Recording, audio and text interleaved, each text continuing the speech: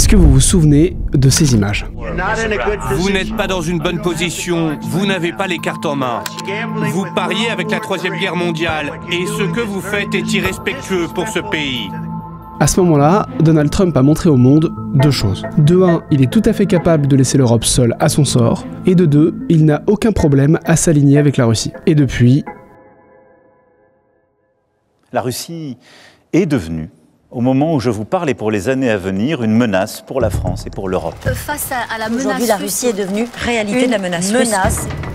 Alors dans cette vidéo, vous allez comprendre pourquoi la Russie inquiète autant l'Europe. Pour les Russes, il faut pouvoir en fait façonner le contexte qui leur permettrait éventuellement d'agir militairement contre nous. Pourquoi un potentiel abandon des États-Unis est aussi brutal pour notre défense ? Aujourd'hui, si les Américains s'opposent à une opération militaire européenne, ça va être très difficile. En bref, vous allez comprendre pourquoi et comment l'Europe construit son bouclier face à Poutine. Il faut que les Russes aient peur de nos dents et de nos griffes. Et c'est de ça dont il est question. Quand je vous dis menace russe, vous imaginez probablement quelque chose comme ça. Ça, c'est l'invasion de l'Ukraine par la Russie en février 2022. Et peut-être que vous vous dites que, voilà, comme la Russie n'a rien mené de comparable contre l'Union européenne, bon, elle ne nous menace pas directement. Si c'est le cas, c'est là que vous vous trompez. La Russie aurait tenté de faire assassiner le PDG de Rheinmetall. Cette ancre a été retrouvée en mer Baltique. Elle aurait servi à sectionner des câbles dans les fonds marins, ici, entre l'Estonie et la Finlande. Il s'agit de ce bateau, le Eagle S, soupçonné d'opérer pour la Russie. 250 étoiles de David ont été taguées à Paris et en banlieue. Pour le Quai d'Orsay, aucun doute, Moscou est à la manœuvre. Depuis l'invasion en Ukraine, en fait, il y a une intensification des attaques. Donc, c'est des actes de sabotage, c'est des actes d'incivilité et plus largement, c'est des actes de subversion politique. Lui, c'est Vincent Touret. Je suis doctorant à l'Université du Québec à Montréal sur une thèse portant sur la culture stratégique russe. Je lui ai demandé de nous expliquer quel était l'objectif de Moscou avec ses actes de déstabilisation en Europe depuis le début de la guerre en Ukraine. La Russie se sent systématiquement menacée par une agression occidentale qui viendrait décapiter son pouvoir politique, changer son régime. Et donc, pour les Russes, il faut pouvoir en fait façonner le contexte qui leur permettrait éventuellement d'agir militairement contre eux. Il faut pouvoir absolument nous désunir.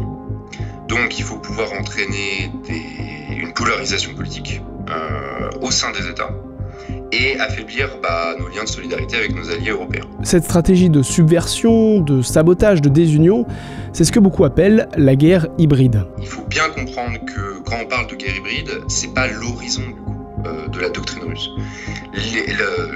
La poursuite des actes de sabotage, la subversion dans nos sociétés, c'est toujours une préparation pour ensuite permettre l'agression militaire. Dans tout ce que nous a expliqué Vincent Touret, il y a un élément qui est très important.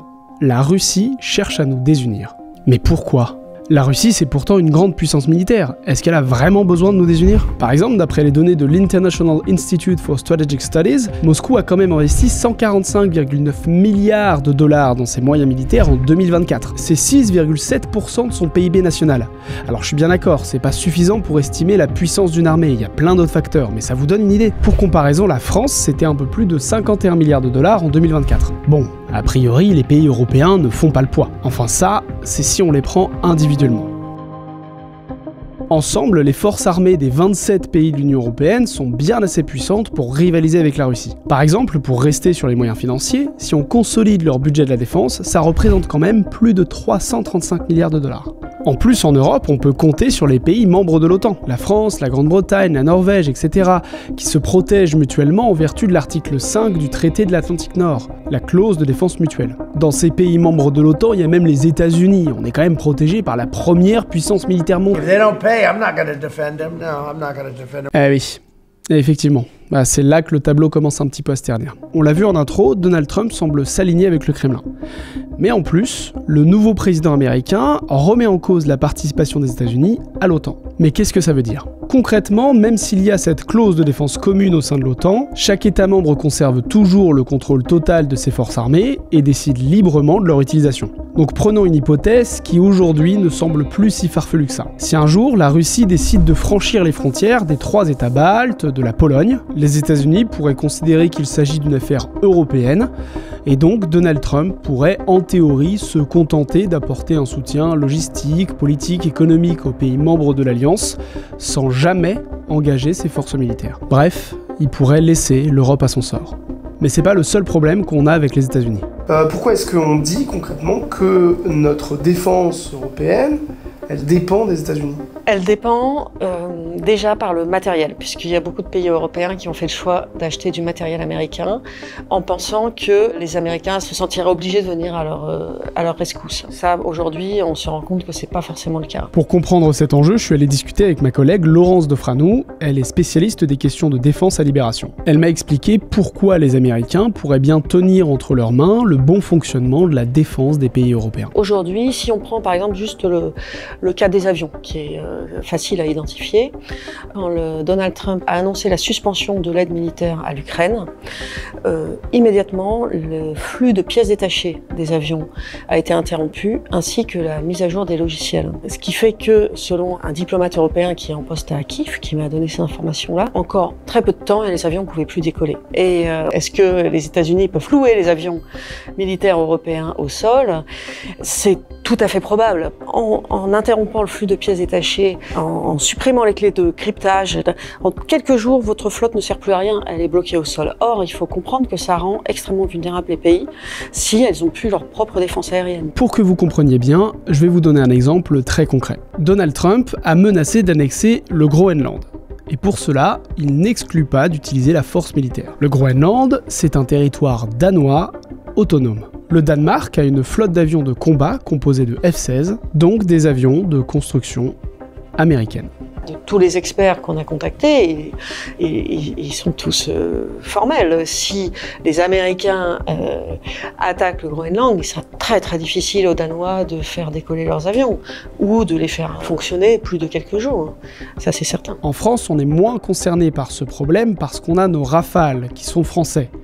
Mais ce qu'il faut bien comprendre, c'est que cet exemple des avions de combat, on l'a notamment pris parce qu'il est facile à visualiser. Mais du matériel militaire, ou même juste des composants américains, en Europe, il y en a beaucoup. Aujourd'hui, si les Américains s'opposent à une opération militaire européenne, ça va être très difficile, de l'avis de mes sources, d'avoir du renseignement, d'avoir des satellites, de faire décoller des avions, de se diriger avec les GPS, de parler par les communications cryptées, puisque les communications militaires cryptées, elles sont américaines. Donc ça serait difficile, pas impossible, mais difficile. C'est pour toutes ces raisons, la menace russe directe et concrète, la dépendance aux États-Unis, que vous avez autant entendu parler de ces sommets européens autour de la défense. L'objectif de ces négociations, c'est de créer un marché intérieur de l'armement pour les membres de l'Union européenne, au lieu de 27 marchés nationaux. Et cette construction commune à 27, elle est très importante. Jean Quatremer, je suis correspondant européen de Libération. L'objectif, dans un premier temps, c'est de bâtir une défense européenne, c'est-à-dire d'être capable de se défendre à 27 et que les Russes soient persuadés qu'on ait la force suffisante pour se battre contre eux. Aujourd'hui, ils en doutent, hein. Ils se disent « si on rentre en Pologne, les Polonais vont se battre, mais les Français vont pas venir à leur secours, les Autrichiens vont sans doute dire « c'est une affaire polonaise, etc. » Il faut que les Russes aient peur de nos dents et de nos griffes. Et c'est de ça dont il est question. Bon, en gros, l'idée, c'est de dissuader la Russie d'attaquer. Et si je vous parle de dissuasion, normalement, il y a une arme qui devrait vous venir en tête. En Europe, sans compter l'ombre portée par la dissuasion nucléaire de l'OTAN, il y a 2 pays qui possèdent l'arme atomique. La Grande-Bretagne, ils ont des sous-marins nucléaires lanceurs d'engins, ils fabriquent au Royaume-Uni les têtes nucléaires, mais le problème, c'est que les missiles balistiques qui portent ces têtes nucléaires sont américains. Vu ce que vous a expliqué Laurence Defranou, vous comprenez bien pourquoi c'est un problème. Et le deuxième pays, c'est la France, dont l'arme nucléaire est indépendante des États-Unis. Et au début du mois de mars, Emmanuel Macron a souhaité rouvrir un vieux débat, celui d'une dissuasion nucléaire étendue à l'Europe. je suis allé à l'Institut français des relations internationales pour rencontrer Héloïse Fayet. Là-bas, elle dirige le programme des recherches sur la dissuasion nucléaire. Aujourd'hui, la dissuasion nucléaire française, elle a déjà une dimension européenne. On considère que certains intérêts vitaux de la France sont susceptibles d'être affectés par ce qu'il se passe en Pologne ou en Allemagne. Sauf que pour l'instant, c'est pas forcément considéré comme très crédible, ni par les alliés, ni par les adversaires. Et dans un contexte où les États-Unis se menacent de se retirer d'Europe et où la menace russe reste toujours aussi importante, il est urgent de crédibiliser cette dissuasion européenne. Est-ce que aujourd'hui, la dissuasion nucléaire, c'est la clé ultime pour sortir de la peur de la menace russe? C'est une bonne question. En France, la dissuasion nucléaire, c'est vraiment la clé de voûte de la stratégie de défense. Et donc oui, une dissuasion nucléaire crédible, elle est essentielle pour renforcer la défense de la France, la défense de l'Europe et donc avoir moins peur vis-à-vis de la Russie. En fait, ces dissuasions nous permettent de conduire justement une politique étrangère indépendante et de pouvoir en fait un peu dire ce qu'on veut à la Russie. Après, il n'y a pas que la dissuasion nucléaire, mais il existe des tas d'autres façons dont la Russie peut menacer l'Europe, peut menacer la France, avec des attaques cyber, notamment sur les hôpitaux, les infrastructures énergétiques, en finançant aussi des campagnes de désinformation, certains partis politiques. Et donc, il est très important d'avoir des moyens de lutter contre tout le spectre, en fait, de la menace russe, et donc avoir une stratégie de résilience, une stratégie de lutte contre la désinformation et des forces conventionnelles robustes qui vont s'articuler avec la dimension nucléaire. Bref, avec tout ça, j'espère que vous comprenez pourquoi l'Europe s'attelle à construire son bouclier face à la Russie. Mais vous vous en doutez, derrière ces enjeux militaires, il y a nécessairement des enjeux économiques. Notamment en France, où certains craignent que l'augmentation du budget de la défense se construise au détriment de notre modèle social. À Libé, on s'est plongé dans cette question le 13 mars avec cette édition « Qui va casquer pour l'armée ?» Alors si ça vous intéresse, je vous invite à retrouver nos articles sur notre site. Merci d'avoir regardé cette vidéo, j'espère qu'elle vous a plu. Si c'est le cas, abonnez-vous à Libération.